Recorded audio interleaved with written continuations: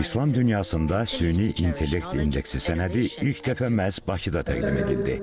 Konferansın açılışında çıxış edən Heydər Əliyev Fondunun vitse-prezidenti, Aidiya İctimai Birliyinin təsisçisi və rəhbəri Leyla Əliyeva Azərbaycanın 2025-2028-ci illər üçün Milli Süni İntellekt Strategiyasını, təhsildə süni intellekt imkanlarını və Heydər Əliyev Fondunun bu sahədə fəaliyyətini diqqətə çatdırdı.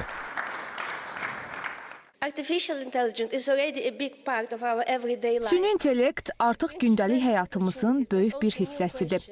O, böyük imkanlar yaradır, eyni zamanda yeni suallar və məsuliyyətlər doğurur. Biz anlamalıyıq ki, süni intellekt cəmiyyətimizi necə formalaşdırır. Azərbaycan Milli Süni İntellekt Strategiyası ilə mühüm addımlar atıb. Biz milli süni intellekt ekosistemi qururuq. Dövlət xidmətləri üçün Azərbaycan dilində süni intellekt modeli hazırlayırıq və süni intellekt akademiyası yaradırıq. Bunlar gələcəyə doğru atılmış erkən, lakin əhəmiyyətli addımlardır. Konferansda süni intellektin təhsildə, sosial inkişafda və innovasiyalarda yaratdığı imkanlardan danışıldı.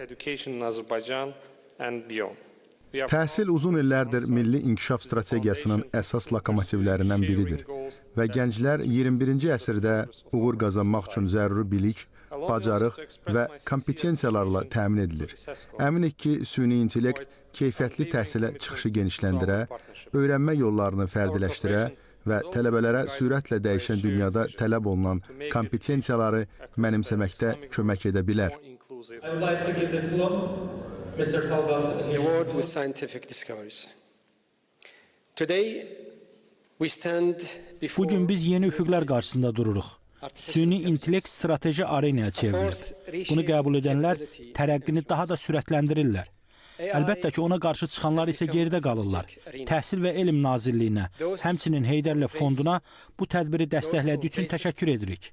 2030-cu ilə qədər süni zəka bizim iqtisadiyyata 20 trilyon dollara qədər töhfə verə bilər. İSESCO-nun məqsədlərindən biri də bu dəyişiklik dövründə bu sahəyə uyğun müəllimləri hazırlamaqdır.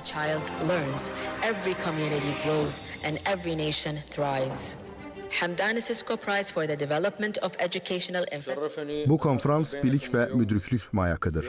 Bu möhtəbər qurumla tərəfdaşlığımız qabaqcıl təşəbbüslərə səbəb olub və təhsil sayəsində yeni yollar açıb. Bu konferans daha çox töhfələr vəd edir, tərəqqi və nailiyyətlərin təkanını yeniləyir.